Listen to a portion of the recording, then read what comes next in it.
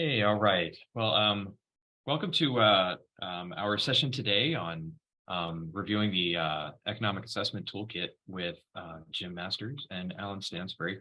My name is Lawrence Heiner. I'm the Director of Training and Technical Assistance for Cal Kappa. We're happy to have Jim and Alan with us today to run us through this new information. That'll hopefully be an important part of our planning moving forward. So I will leave all the details to Jim and Alan and give a little bit of their own background and what they're bringing to the network and to this project. So to get us started, Alan, why don't you go first, and then we'll hand off to Jim. Okay, there are two parts to this presentation.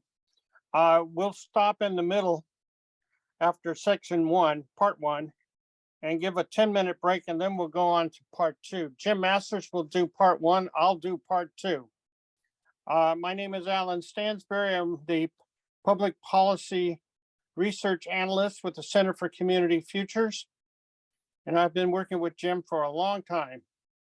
And let me just say that we created this toolkit some years ago at the behest of the National Community Action Partnership, and have presented it to them on a number of occasions. And on one other occasion, we presented it to the American Association of Social something or other at their annual conference in Atlanta, Georgia. And I think that was 2019. Economic Association, yeah. So we've this thing has been around. It's been evolving, and we've tried to maintain it, kept it up to date. And so I'll pass this on to Jim, who'll do part one. So Alan's on his phone because his camera wasn't working today. That's what, he's not seasick. He's just wiggling his phone around there. My name's Jim Masters. As Alan mentioned, this was a learning community at the National Partnership. Think of community assessment. Traditional community assessment focused a lot on demographics, the characteristics of the population and the characteristics of people with low incomes. The second major thing that traditional community assessment looks at is the service delivery system. And what we're doing, so you keep doing both of those. Those are both good. What we're doing is adding an extra package of optional things that you could put in as an appendix at the end of your community assessment that looks at the economy. So you think about the population, sometimes changes in knowledge, skills, and attitudes can help people increase their incomes. You look at the service delivery system. Sometimes services can help people increase their knowledge, skills, and attitudes and earn more income. So the third piece of this, the economy, what's happening in the overhead social system in which people trying to increase their income, the economy shapes and can drive what's happening in these first two areas. For example, a business closes or a factory opens. In a small community, a change of 1,000 jobs one way or the other can either be a boon or it can wreak havoc on the community, no matter what the people know, or what their skills are, or what the service industries are doing. So we're going to try to give you some tools to get handles on what's happening in the economy. Next, where's our slides, Lawrence? Are you cranking those up? Here they come. Okay, there's how you can get in touch with us. Lawrence is going to make this slide deck available to you. So that, and then there's a load of hot links in here that you'll be able to use. The key thing about that, we got almost 200 slides here. Clearly, we're not going to go over all of these. Some of them we're just going to point you to the topic. You have to figure out whether any specific thing that we're covering, number of jobs that are part-time, number of jobs that have scheduling problems, et cetera. You're going to have to figure out whether any one of these particular topics is relevant for your area. And if it is, then you dive into the 3 or 4 or 5 slides relevant to that topic. If it's not, when you download this slide deck, just skip over it and go on to something else that is relevant. Next slide, please. Okay, so here we are. This was our learning community at the partnership. Next slide, please. The purpose was to identify effective, promising, innovative approaches that help CAAs eliminate the cause of poverty by building our capacity to analyze the economy. Next slide, please. Here's us. Oh, Alan and Jim, we have about 180 years of experience in community action. I worked at the original Office of Economic Opportunity in the 60s. I worked at 3 CAAs since then. Anyhow, next, Alan worked right here where I'm now living in Santa Rosa at the Community Action Agency of Sonoma County. So you don't need to worry about this. This is for people who followed the first slide deck. We can skip to the next slide. So Alan put in a new slide here about the Great Resignation. We're reading in the paper about the difficulties businesses are having hiring people, in part because a lot of people haven't come back to work from COVID, in part because of changes in the demographic composition. And we're going to go on from here to look at this in greater detail. Next slide, please. So one of the things to look at is labor productivity, compensation, and what's happening. We see the long trend from the end of World War II into the 1980s is that compensation for both supervisors and non-supervisors pretty much track growth in labor productivity. And in the 1980s, these things began to separate. And in particular, they affected non-supervisory compensation, that bottom green line. This chart, you see at the bottom of it, we've got the source material for where we get these charts, so you can go and look at it. Next slide, please. So we see also the probability of experiencing poverty over time, and we see that even though only about 10% of the population is in poverty at any point in time, over the course of a lifetime, almost 60% of people experience some spell of poverty. It's an astonishing number and highlights the volatility of the numbers of people moving in and out of poverty. Next slide, please. So the likelihood here is broken down by age, marriage, etc. There's the hot link. You can go up and pull that down. Now, some of these statistics are available only nationally. Some of these statistics are available down to the state level, some of them to the county level. Fairly few of them are available at the metropolitan statistical area or the census tract level. In many cases, county, maybe city, is about as low as you're going to be able to pull a chart down that illustrates what's happening in your area with regard to these trends. Next slide, please. Oh, this is a great new tool that you can make a prediction about the risk of falling into poverty. This was a great find, Alan. Thank you. Next slide, please. So children, again, remains higher. We need to extend this chart to show the effects of the child tax credit, which lowered child poverty by 40%. And then it's shooting right back up because Congress did not continue that child tax credit for reasons that don't make any sense to me. Next slide, please. Some more poverty data sources here. We threw in a few extra. We know you look at poverty pretty closely in your community assessment. We just threw in a few extra tools that we've found here. Next slide, please.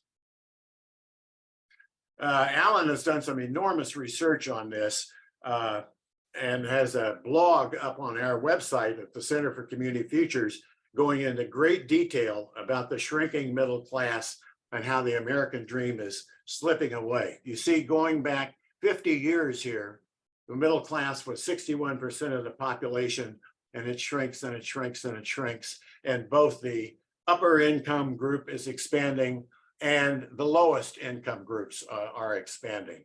So the shrinking middle class has the American dream, anybody can make it. Well, statistically, that's just not true. On a personal level, on a family level, it may work for many people, but on a macro level, we have a shrinking economic opportunity that's taking place, and we're going to go into some more detail on that.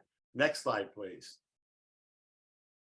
So here's showing you the metropolitan areas where the number of middle income households fell in 203 of 229 US metropolitan areas. So we hear about the cities of meccas of opportunity, and the rural areas are having trouble producing enough good jobs for people to make a living on. Well, the shrinkage in the middle class, the squeeze is on in the metro areas as well. Next slide, please. Jim, if I can say, interject here, this particular site is interactive, meaning that you can click on that part of the state that you're interested in, and it'll bring up the numbers, statistics related to that county or that area you're interested in. Fantastic. Next slide, please. So here are some of the reasons why the middle class is shrinking. There have been some excellent research on this by Thomas Piketty, Emmanuel Saez, Raz Chetty. And one of the major reasons is just the way our capitalist system operates. Business gives short-term profits to the managers and the investors rather than continuing to raise the salaries of workers and expand their benefits. There are business practices perfectly legal in the name of progress that reduce the number of good paying jobs, automation, offshoring of jobs to lower labor cost countries.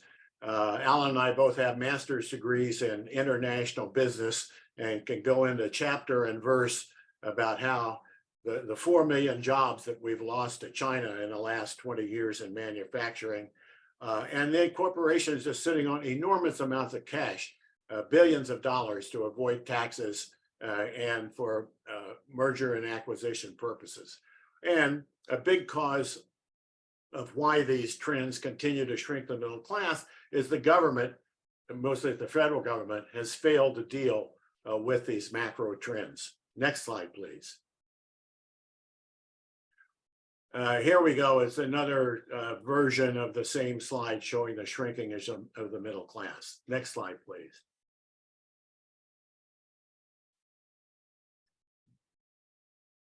More about the amount of income that has gone to the middle class. In 1970, the middle class got 62% of the aggregate income, and that has dropped to 42%.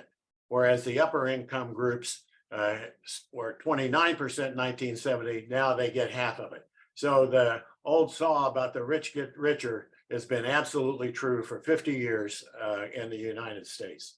Next slide, please. So here we have ages and income status by demographic groups. Next slide, please.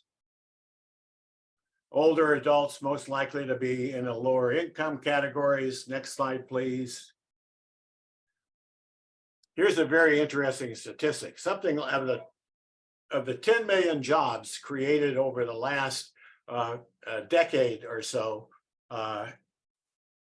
18, I just had a disturbing phone call here, hang on. Anyhow, of the millions of jobs created, something like 90% of them have gone to people who are college graduates.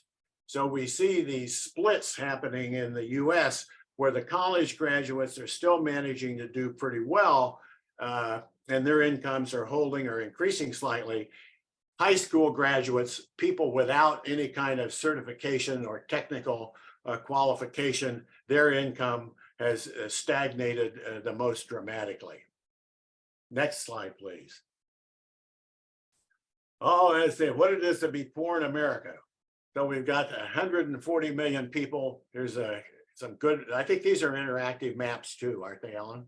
No, not this one. Not this one. Okay, next slide, please. Percentages of poverty and near poverty. And our point here is that this is a lot bigger than most people think it is. Next slide, please. Here we go. Next slide. You probably have better statistics on this. Oh, low-income voters by state. This is very interesting. How the number of people who have low incomes, what percentage of the voting population are they? You'd think they'd be paying a lot more attention to government policy and economic issues, but the culture issues, in many cases, the culture war issues seem to be more important to some people than their own economic well-being. Next slide, please. Types of jobs that pay poverty wages: domestic workers, house cleaners, nannies, home care aides that are independent employees, not working with an agency, in-home childcare. Many of these are poverty level jobs. So looking at how much categories of workers receive is an advocacy issue that you can deal with sometimes on a state level. Next slide, please. Here's the old 1% pulling away. Next slide, please. And another look at how middle class incomes have been lagging in terms of growth. Next slide, please. So here we have we structured the remainder of this in the form of a number of questions. What's the number of percent of people living in middle income households in your area? Then we have hot links below that we hope show the 10, 20, 30, 40, 50-year trend. And then what's the shrinkage of middle class jobs in your area? You can find that by looking at these hot links. Next slide, please. Here we go. Another illustration showing the trend in what's happening with minimum wage. That's the dark black line that you see on the bottom on the right. If the minimum wage had kept pace with productivity and since 1968, the minimum wage would be up here around $20 an hour. So we just see the difference in what is happening in terms of total labor productivity and what's happening in terms of wages. Next slide, please. The number of good paying jobs not improving. We see the number of high paying jobs and the number of low paying jobs have been sort of bumping along since about 2011 there. Next slide, please. So the good paying jobs are declining, which we defined as being $18.50 an hour or more, and the number of these jobs has declined since 1979. Next slide, please. It's more on the good paying jobs declining. Next slide, please. Women continue to earn less than men. I'm sure the women on the webinar today are pretty much aware of that. Next slide, please. Women are underrepresented in the kinds of jobs that are normally the better paying jobs. Next slide, please. Here we go. Information about Latinos in the US. Next slide, please. McKinsey and Company's analysis of what's happening with Latinos and employment trends. Next slide, please. We go into the unbanked. Who's banked, who's underbanked, and who's unbanked. The underbanked and the unbanked are the people using the payday lenders, the check cashing operations, if they need to do something with a check they've received. Next slide, please. More on the unbanked and underbanked. Next slide. Some more. Next slide. Next slide. Got a whole bunch. Okay. So what are the percentage of good paying jobs in your area? We talked about these as being $18.50 an hour. You can use these sources to look at the trends in your area on the number of good paying jobs. Next slide, please. Most Americans continuing to live paycheck to paycheck. A lot of people know about that. Next slide, please. Here we go, the paycheck to paycheck issue. Next slide, please. Number of people holding more than one job has been increasing steadily for the last 10 years. Next slide, please. Who's most likely to work multiple jobs? Women are more likely to work multiple jobs, interestingly enough. Next slide, please. Where do they work? This gives you some clues there. And a way to, the hot link at the bottom where you can go in and measure. Next slide, please. home broadband use. This is, there's a whole new federal program to try to stimulate. I think, is this part of the American Relief Program, Lawrence or Alan, do you remember? I think so. Where the federal government is investing heavily. The partnership is helping CAAs learn how to deal with the home broadband use. Next slide. Broadband is essential to functioning in a modern society. COVID actually helped on this to some extent in that people with kids, most school districts gave the home at least one computer. They didn't necessarily give them one for every kid who's in school, but they gave them at least one, which I suppose set off squabbles among the kids about who gets to use the computer when, like the phones used to back in the earlier in the 20th century. Next slide, please. Okay, Alan, you're going to start going through some slides here. See if you can stop your phone from moving.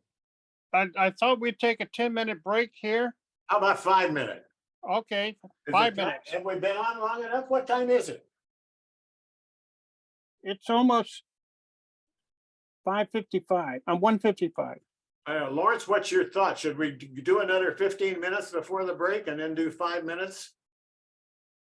However you like to roll it out. I think that would work fine. Yeah, why don't we do the break in the middle, Alan? Because we can go to 3 o'clock.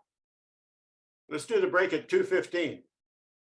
Okay, So start section 2, and at 2:15 we'll take a break. okay. Okay, everybody, we're on to part 2. Lawrence has got that up, ready to go.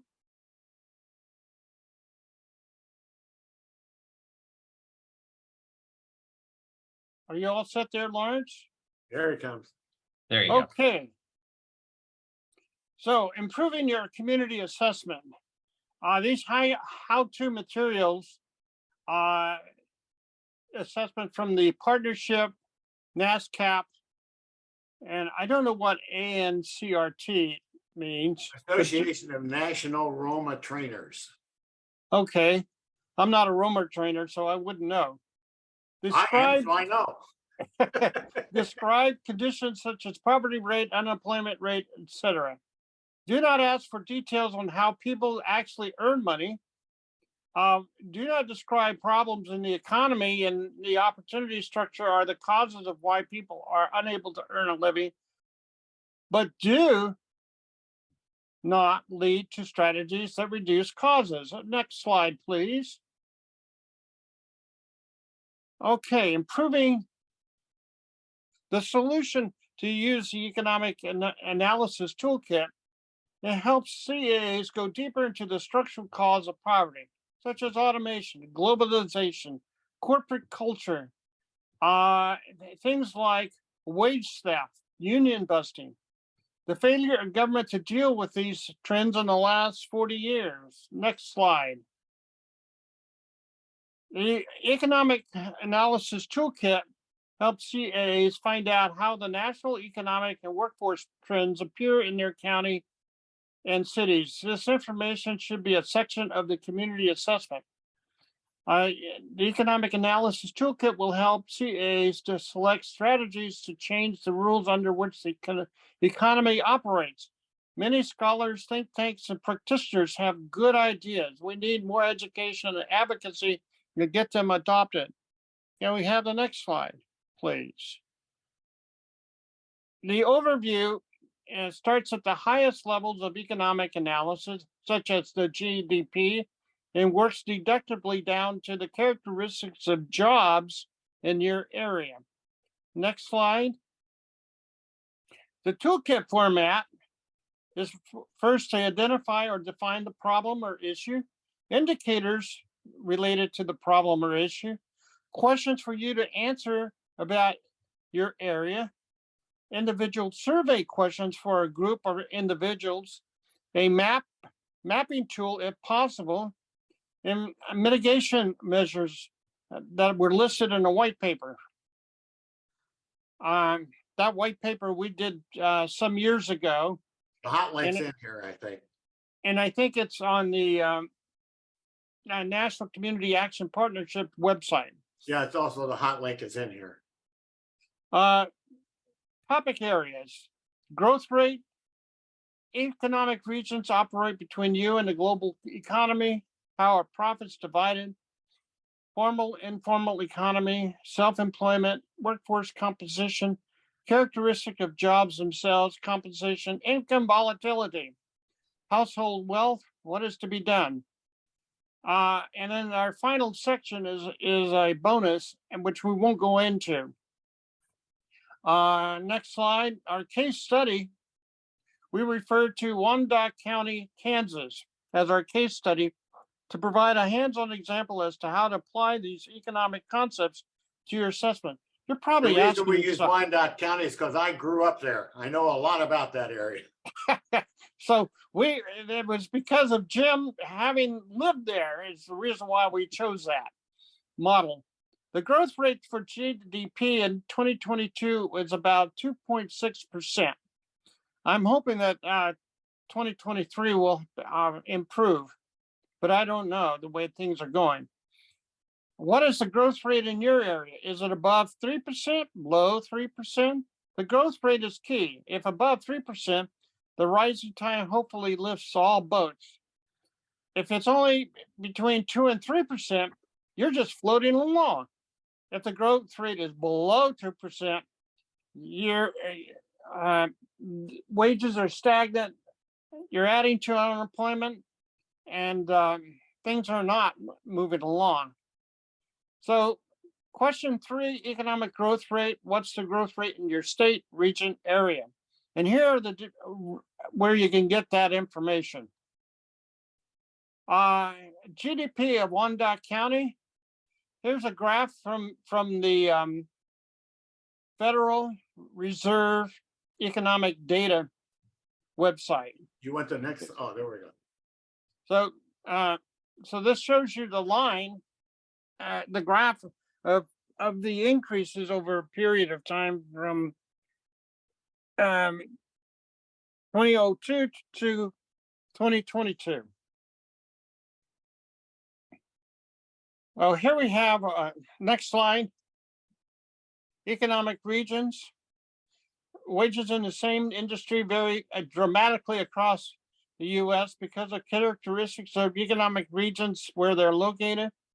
How does your geographic area fit in the economic regions described by USDA and the Department of Commerce, Economic Development and Administration? But this is very important because much of the world's economy, all the petroleum, natural resources, grains like soybean, corn, wheat, are in a world economy.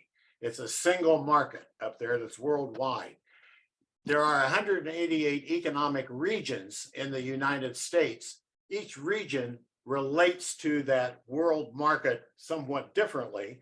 And what's happening in the world market and what's happening in your regional market interact in ways that create economic growth or shrink it, depending on what's going on. So we got to, I think the next slide has a couple of tools about how to find your region and look at it in relationship to the. Well, not quite. And in the next slide, we've discussed this whole thing a lot further, more detail. And it also explains the realities of regional economies and why there's such a wide variation between them. And we give you a hot link to go to that. Next slide. Question 4, economic regions. Resources describe your regions and their characteristics. And this is where you can find all that information.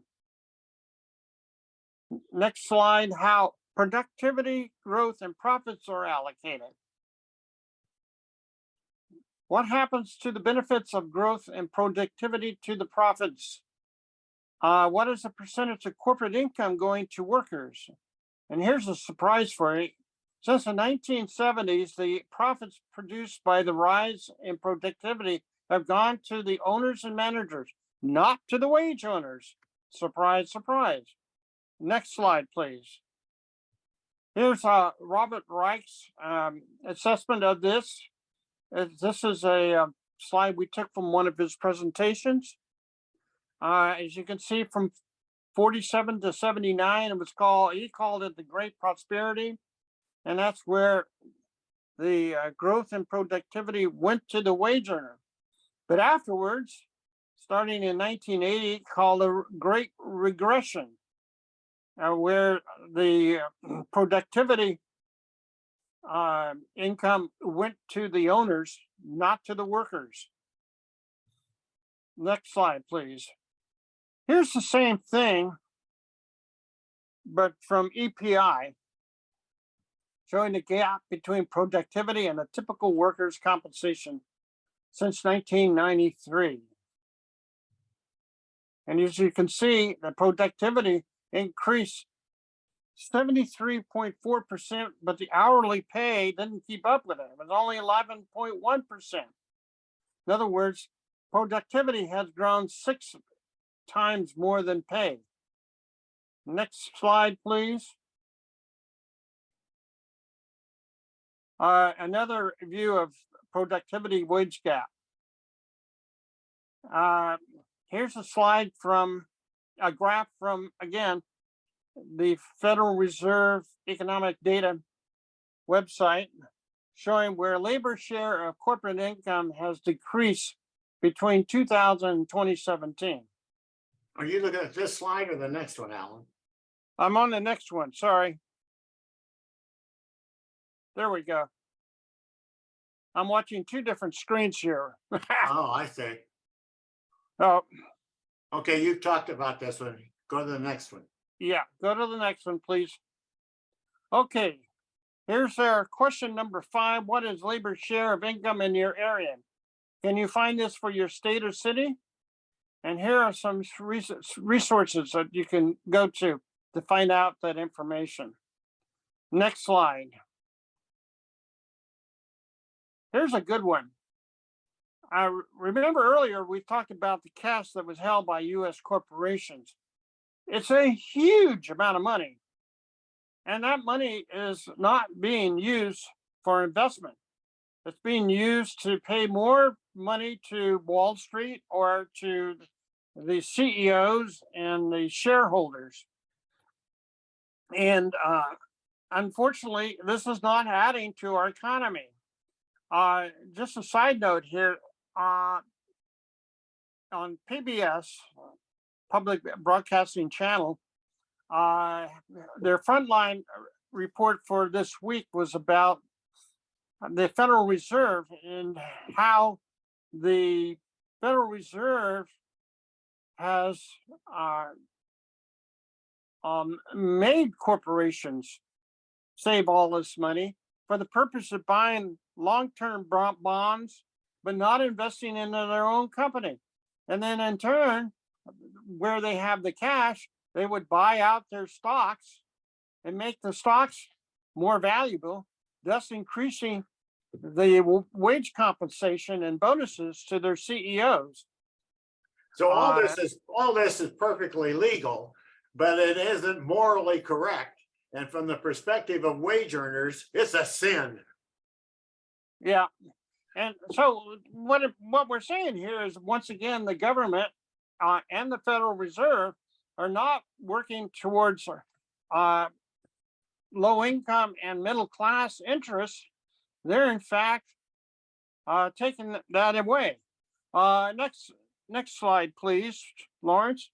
Again, from the Federal Reserve Economic Data website, this shows cash on hand in U.S. corporations from the period of 2010 to 2022.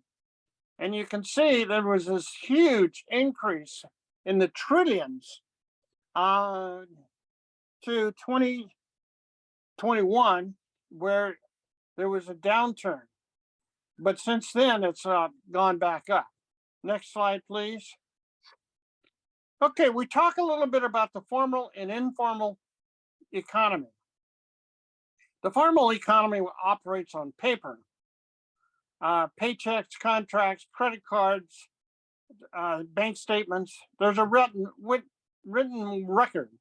Most activity of the formal economy is tax.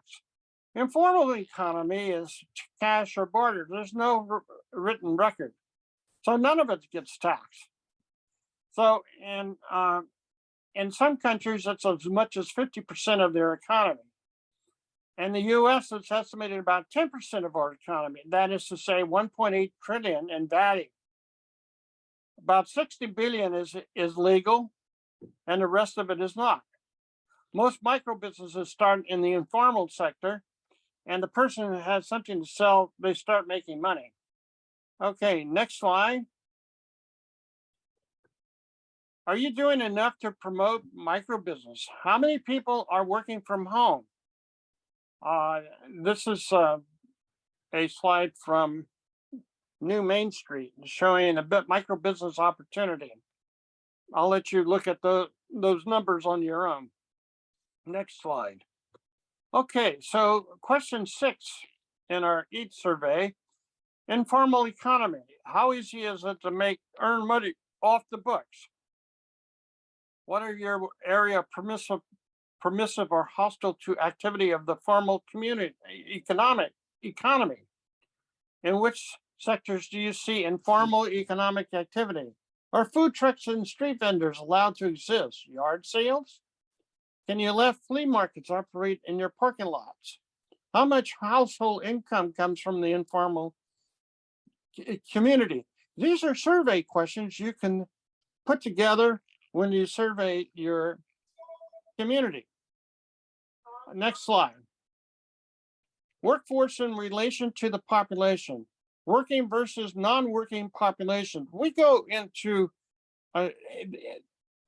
this in a great detail because it's important to know who's working and who's not working in your community. And we show how you can get to that. So first off, we see the labor participation rate is declining. Despite new jobs created in the last 10 years, the participation rate has dropped to 67% to today's 62%. Each 1% drop is 1.5 million workers. Therefore, the current low unemployment rate is not the whole story. And there are 4 reasons for this: stagnant wages, aging workforce, skills mismatch, and men dropping out of the workforce. Are you doing the next slide, Alan? Yes. Yes, we're there. So now if we can go to the next slide, multiple job holders in the US. This is fascinating because 61% of our primary full-time jobs, secondary part-time jobs, the 29% there, I'm sorry, 23%. Then there's the 17% that hours vary on primary or secondary job. And then there's full-time primary or secondary jobs. Now going to the next slide, opting out of the US workforce. Here we have 55 or over, 58% has opted out. Those in the age category 16 to 24, 39% have opted out. The little older category, 25 to 54, you've got 16.9, almost 17% who have opted out of the labor force. Now, next slide is trends in multiple job holders between 1994 and 2001. This is pretty detailed, so I won't get into the weeds on this one. Next slide.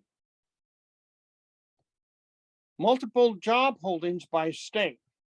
So here we can get this down a little bit to more to your particular area. Next slide. Labor force participation, the percentage of adults working. These are different links you can go to see what it's like in your particular area. And I see noting the variation by states from the low of 52.8% of working age adults who are actually working in West Virginia to a high of 71.6% in North Dakota. A lot of the people who are not working in West Virginia are on disability because they've got diseases related to having worked in the coal mines. So that's one of the explanations about why West Virginia has such a low percentage of working adults. Well, another reason, Jim, is that they have a huge epidemic of fentanyl and opioid use, and that really does cut down on. That's correct. West Virginia's been hammered by the fentanyl epidemic. Yes. And meth. And now going on to the next slide, where we have our example, our model in Wyandotte County, followed by the next slide. Here's what it looks like graphically. Followed by the next slide. Here are more graphs related to that particular topic for Wyandotte County. And finally, we get to question 7. And what percentage of adults are working in your state and counties? And as you can see, we can look at different industries. We can see what percentage of adults from 20 to 55 are working, and that's an important barometer to the health of your population.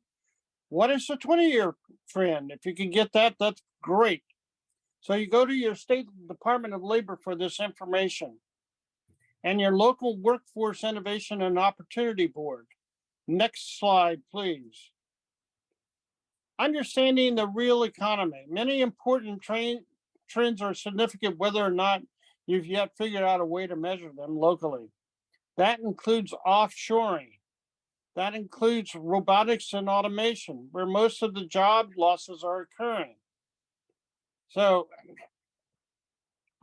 you need to know how many of the jobs that were there 10, 20 years ago, where most of your employment was, and where did those jobs go? Did they go offshore? Did they go off to China? Did they go off to Japan, Mexico? Who knows? You need to check that out. Next slide. Here we talk about automation, how automation has taken over most of the jobs in the United States. In steelmaking in 1970, there was over 500,000 jobs were employed. Now there's only 180,000. Coal mining, 784,000 were employed in 1920. Now there's 76,000. Manufacturing, now believe it or not, it was 22% of the workforce. Now to only 12% are producing the same value of stuff. Truck driving, 3 million now, but what will self-driving trucks do to them? And if you've been following this, you'll notice that already there are truckers that are already on the road that are automated, and that is a growing trend. So next slide, please. Examples for automation. As you probably noticed when you go into your local Target or Walmart or any of the retail outlets, there's always a bank to do it yourself checkout stands. Gas stations have already pretty much gone to automation. You'll hardly ever find a gas station attendant. Bank tellers are going by the same way. You can do almost all of your banking online. And to find out more about it, you go to the hot link that we provide you there. Next slide. More sources on automation. McKinsey has done a good job following this, and so has the Pew Research Foundation. There's a couple of links there. Next slide. So So you need to ask yourself in your economic assessment tool survey, what jobs have been automated out of existence? How many people in your area work in the top 5? And here you can find those hot links. Interestingly enough, the Obama administration did a great deal of research on this. We got the hot links here, and then it sort of dropped out of the press as an issue. Alan, I want to skim through the next, go to the next slide, the next slide, the next slide, jobs in and out, moving in and out of your area geographically. The next slide, labor force turnover nationally, about 5 million people leave their jobs each month, about 5 million people get jobs each month. Next slide, you can figure out, okay, it's tech layoffs. Next slide. This is a new phenomenon.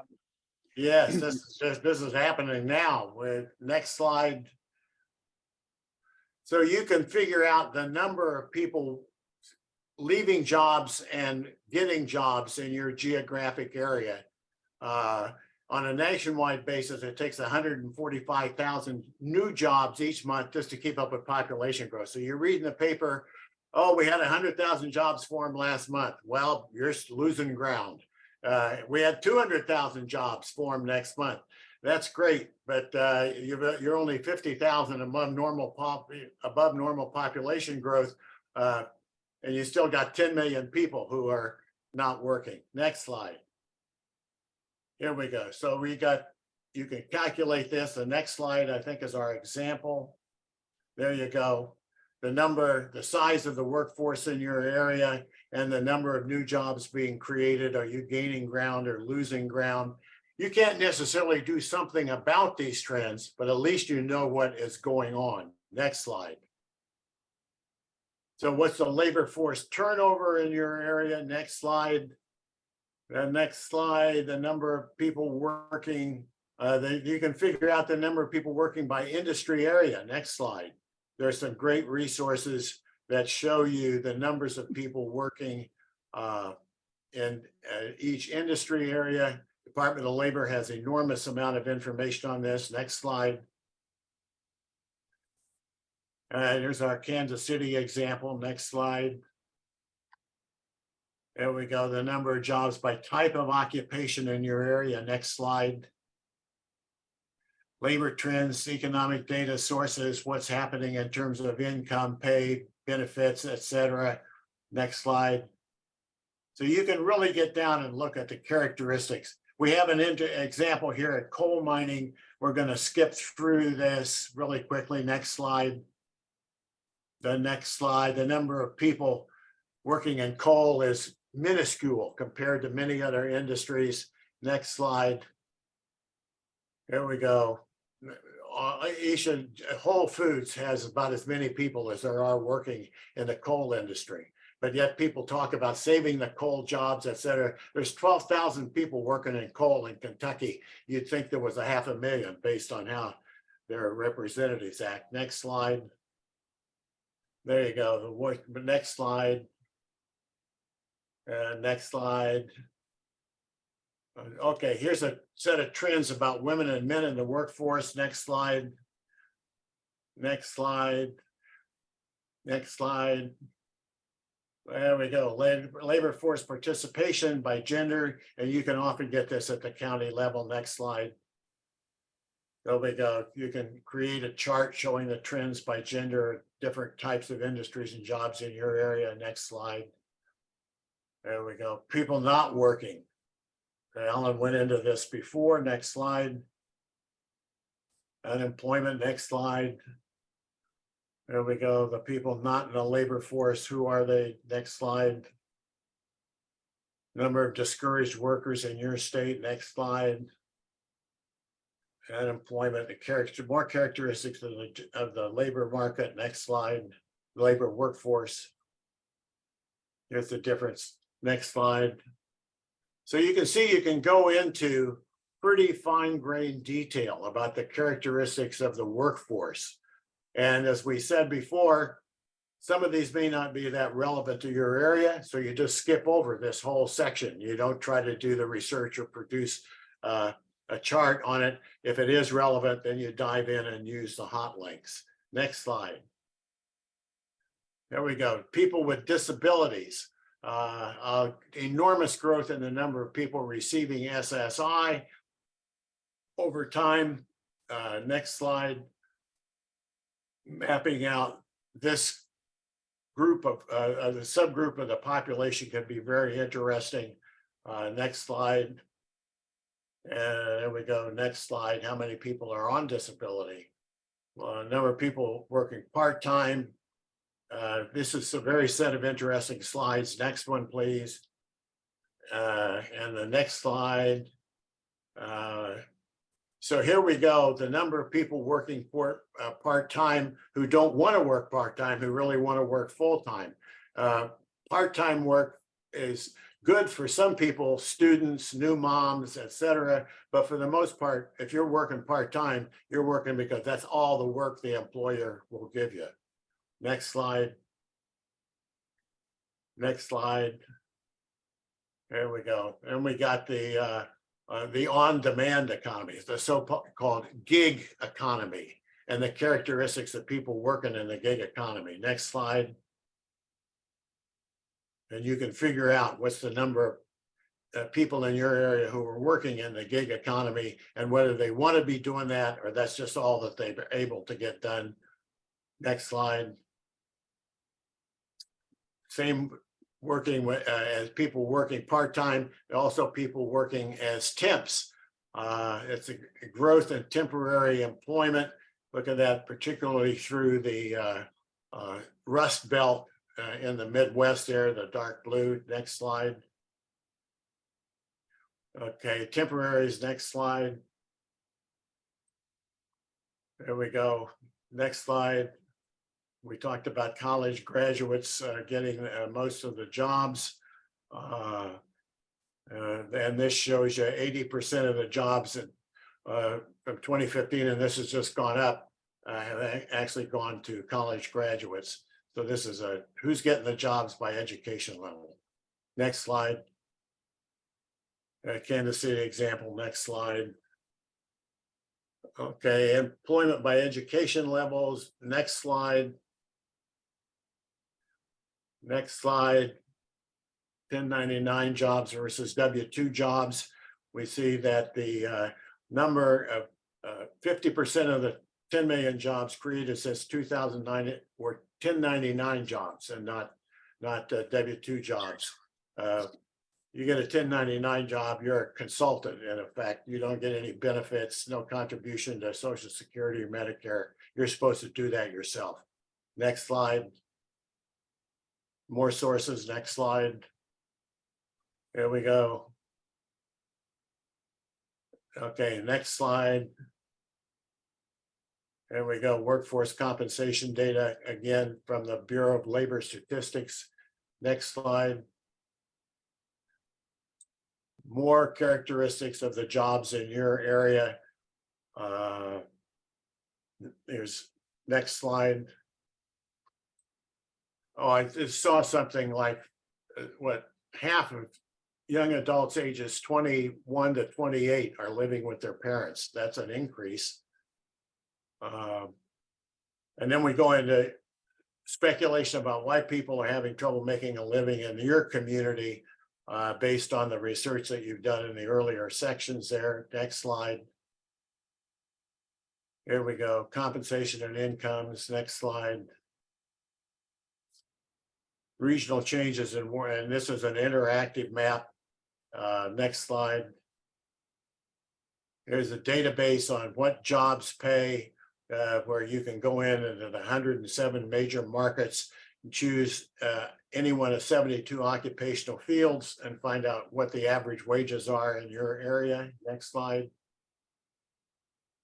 That's an example of the previous slide. Next one. There we go. Changes and wages. Looks like we may need to update this one.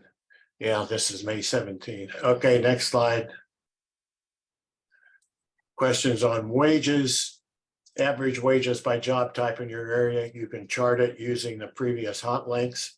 Here's some more here. Next slide. All right, Wyandotte County example. Next slide. And a number of people who are working but not making it.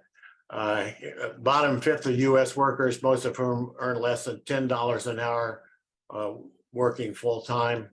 That will not allow them to reach the $24,000 required to keep a family of four out of poverty. So here we go, more characteristics. Next slide. Who are the working poor? Alan has a whole blog on this on our website. I hope we got the hot link in here for that, Alan, do we? Next slide. No, we don't. The working poor in the US, here's the UC Davis data on that. People who are working full-time or part-time, their characteristics. Next slide. You'll see that we have the hot link from the UC Davis on this particular information. Yes, I saw the Davis hot link. Where's the hot link to your blog on this? It's not there. Okay, we need to add it for the next edition of this. Next slide, please. Okay, work support's essential for most families, whether you consider these as part of the safety net, that is for anti-destitution, creating a floor, or whether you consider this as a part of the assistance to people who are working enable them to have a household income that's adequate in spite of the low level of wages. You can kind of look at it both ways there. But increasingly, public benefits are going only to people who work at least part-time. So the CAA ought to think about hiring a lot of people part-time that enables them to qualify for some of these benefits. Next slide. Wage theft, one of Alan's favorite topics. Alan, you want to talk about this? Where'd your video go? Yeah, you know, if we could eliminate wage theft, you practically could eliminate poverty. Notice the number there, 8 billion annually in lost wages because paying workers less than the legal minimum wage, overtime violations, off the clock violations. In other words, employers are telling their workers to work off the clock before and after their shifts. That's illegal. Meal break violations, denying their workers legal meal breaks, pay stubs, illegal deductions, taking illegal deductions from wages or not distributing pay stubs, that's illegal. Then there's this whole thing dealing with tips, failing to pay tip workers the difference between their tips and legal minimum wage. Employee miscalculation, that's a big deal. A lot of employers will misclassify their employees as either either earning overtime or not. They would prefer that they were not classified as earners of overtime, so they don't have to pay it. That's right. They either classify them as independent contractors or they classify them as managers. Yes, So and you're the that. only person there. You're making minimum wage, but you're a manager because you are managing the store. And so therefore, we don't have to limit you to 40 hours a week, and we don't have to pay you overtime. There was an article in the New York Times about this about a month ago. Yeah, there's always articles. I always run across a case of wage theft. They're out there. Next slide, please. So this is something where a CAA in its advocacy role could actually do something with a local employer. Just, you don't have to stand outside with a picket sign. You just call the employer up and say, hey, we're hearing rumors from some of your employees that you are not operating in a way that benefits the employees and in compliance with the law.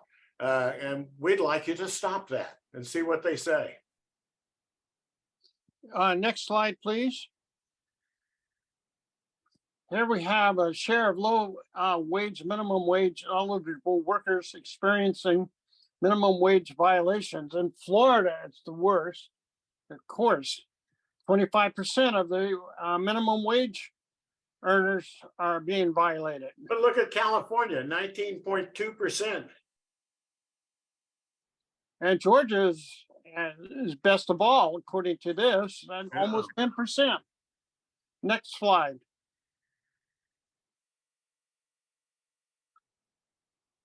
So this goes to Alan's point that if employers stopped wage theft, a substantial number of people would come out of poverty.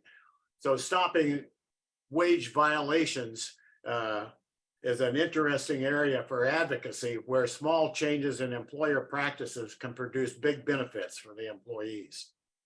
And the next slide Yeah. deals with wage theft and public assistance. In other words, again, if you can eliminate the wage theft, then these people wouldn't have to go on public assistance. Next slide, please.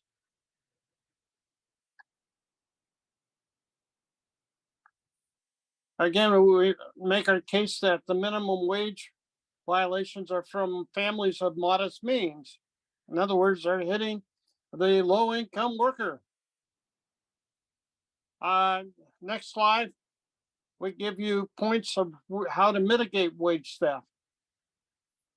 Rat them out to the newspapers. There you go. Yeah, well, the newspapers like to carry that information. I might mention that one of the areas of which the newspapers have zeroed in on are contractors. Contractors, for some reason or other, don't want to pay their carpenters. They don't want to pay their plumbers or electricians the going wage rate that they agreed to. So they're always shortchanging them, and that's an area that you got to keep on top of.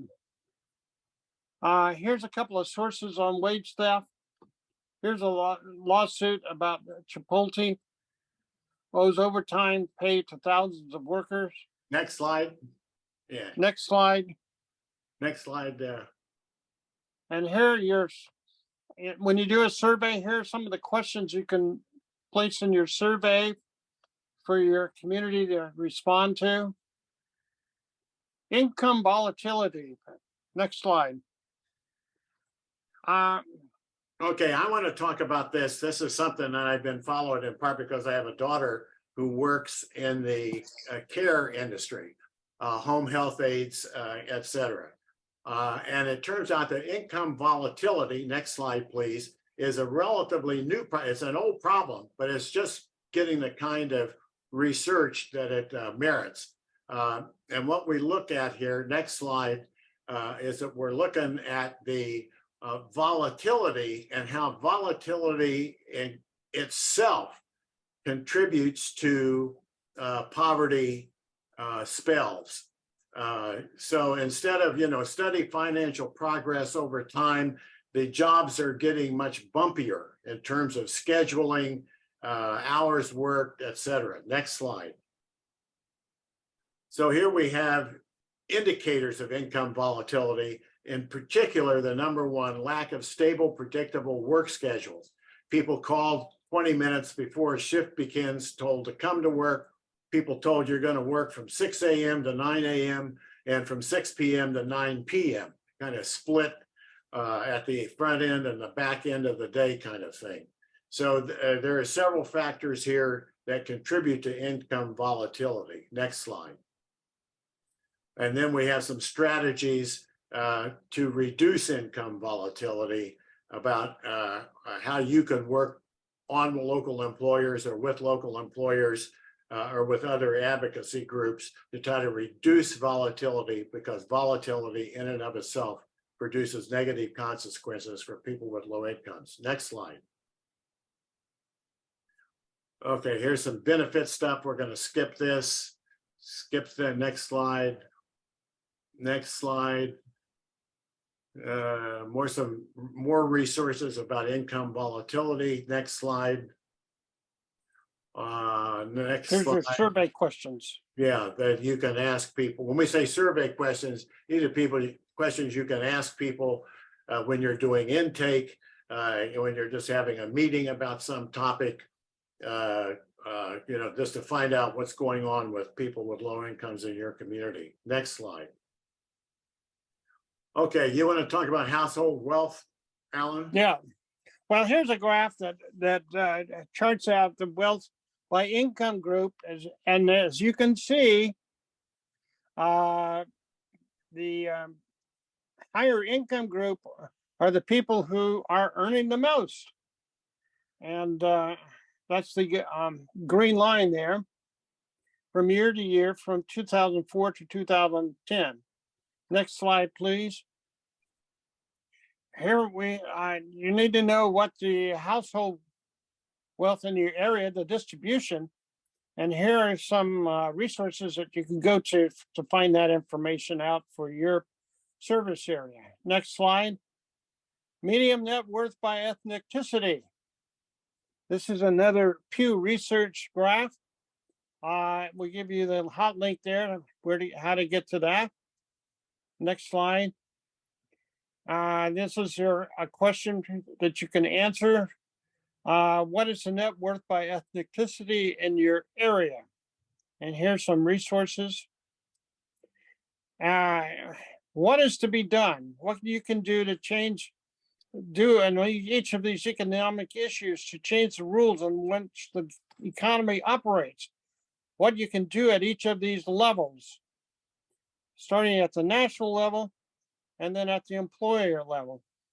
And there's where you can have the unions and direct talks with your employers on this.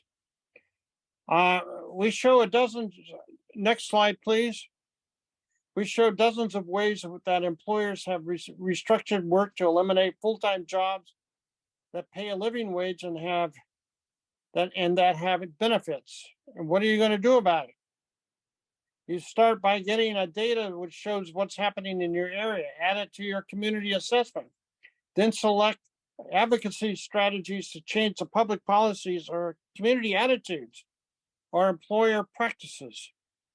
Next slide. More on what to be done.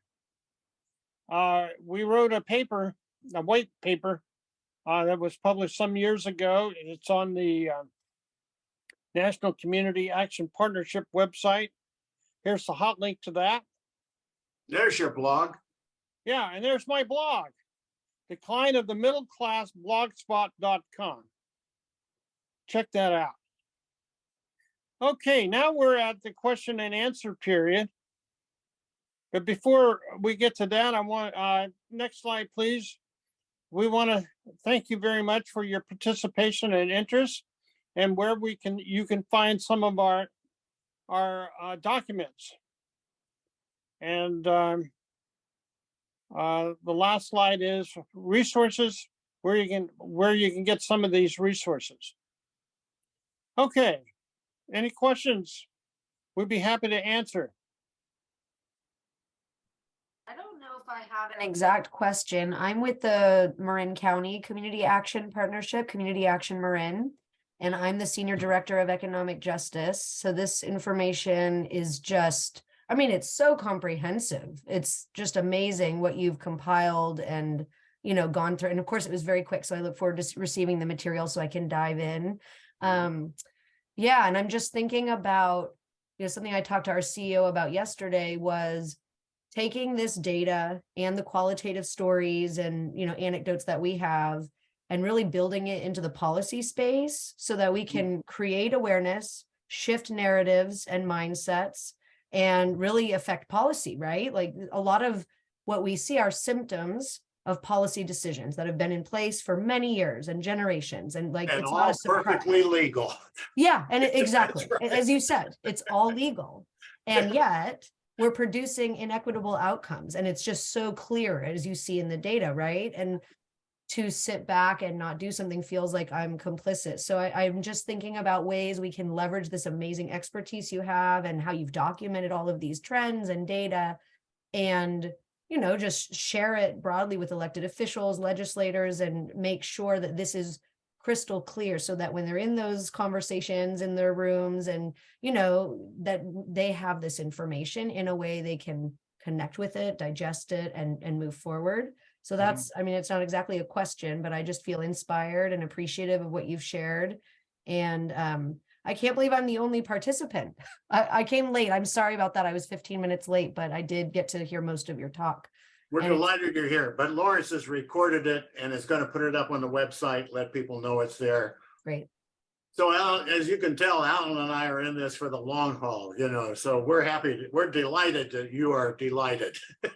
Well, let me respond to your inquiry here. You are very fortunate in Marin County to have the Marin Economic Forum. Are you familiar with that? I'm speaking at their annual conference next month. Yes. Very good, very Yes. good. Yes. What's Professor Rob Eiler. Elder? Isler, Yes. Robert Yeah, yeah. Isler, yeah. We use him to do the Sonoma County economic Community assessment. Yeah. Uh-huh. Yep. And Sounds you right. should take a look at that. That's pretty meaty stuff, I gotta tell you. Yeah. Send me an email, Heather, and I'll send you the hot link or I'll send you a copy of the Sonoma County Community Assessment that Bob Eiler did the economic analysis on it. It was brilliant stuff. Okay. Can I put it in the chat here? Would you be able to Yes, get it yeah, that way? Yeah. I'm sending it to you now, Bob Jim. did this not in his capacity as head of the economics department at Cal State, but as through his consulting group. Okay, great. Yeah, he'll of course be speaking at the Marin Economic Forum conference. He always does. I've heard him speak before. And I'm on a committee for him, a workforce development subcommittee for the county of Marin with the workforce Excellent, development. excellent. Yeah. Good. Yeah. So, I mean, it's just amazing. It's so much data. So part of it is like pulling out the pieces at the right times and elevating that, Right, for the right audiences and that kind of thing. right. Yeah. Great. Well, thank Well, you. we got this stuff around and we're happy to talk to people about it. And any agency that is looking at any of these hot links and wants more information or our perspective, have them send us an email and we'd be happy to comment on it. Or this is sort of what we do in our spare time and for real. So we're happy we're Yeah. And by the way, I'm a Dominican University graduate. Ah, wonderful. I grew up So in I'm a San local. Rafael. Yeah, I grew up in San Rafael. That's lovely. That's wonderful. Yep, beautiful. Another resource. Another resource, he said? Mhm. Yeah, Dominican, yeah, yeah, absolutely. yeah, So yeah. thank you, Lawrence, for Cal Campus sponsoring this and you getting us going on it. We'd be happy to do a repeat or a longer version or a shorter version or We love to do this in person. a live version, whatever you want to do. Yeah. Yeah, I can understand that. And thank you for jumping on, kind of doing it a little earlier than you anticipated in the year. I felt like right now is a great time to get this information out to the network because we are doing our needs assessments and like right That's now. right. Yeah. So I felt like it couldn't wait. Yeah. So thank you very much for. Yeah. Initially, we talked working about with us doing on- this in September, but then the Yeah. Cal Campus staff said, wait, the community action plans are due June 30. The agencies are doing their assessments now. They want to take a closer look at the economy. Let's give them some tools to do it. So. Yeah, that's great. Thank you. And this bears repeating. It sounds like the kind of presentation that can use a little updating and move it forward. Yeah. I did have a question for you too. As we were going through the examples that you were providing for areas of industry that were reducing jobs and the reasons why. As you were looking through that, did you notice any of the opposite trends? Did you notice any areas of the economy that had started to increase their employment for any particular reason? Almost all of the healthcare industries.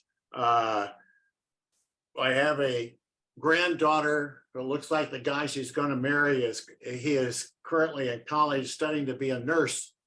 And I told him, that's a great occupation, enormous demand. You graduate, you get your nursing certificate, you got a job at a minimum of $75,000 a year around Sonoma County anyhow, and in some places $125,000 a year, I mean, but there are almost all the healthcare occupations are growth industries. And education, of course, varies dramatically by the demographic shifts within a community. But teaching is still a solid if a college graduate credential. We thought tech was going to keep going up, up, and up. In the last 6 months, the big tech companies have been laying off, not the smaller tech companies, interestingly enough, but the big ones. We'll see what Chat GPT-4 does to Microsoft or to the other search engines. Alan, what's your thought about what are the growth industries? Growing wine, of course, is still good here in Sonoma County. Well, it's a growing industry here in Northern California, in the Sacramento, east to the Nevada border. Mm-hmm. The wine industry is a big growth industry. I wouldn't put agriculture down because there's always a need for that, Right. and that could turn into a growth industry. Mm-hmm. Making car batteries for electric vehicles seems to be a growth industry, but I don't know where they're going to get the raw materials. China controls something like 84% of the rare earth materials, many of which are needed for making batteries for electric cars. You know, this is a growth industry with some potential hazards involved. Well, on that same note, though. On that same note, I will definitely say that anything dealing with renewable energies such as wind power and so on and so forth, that is a huge growth industry. That's right, fueled in part by government money, but that many industries have been fueled by government money that in their early phases. So that's a part of the American way, you know. But yeah, renewables.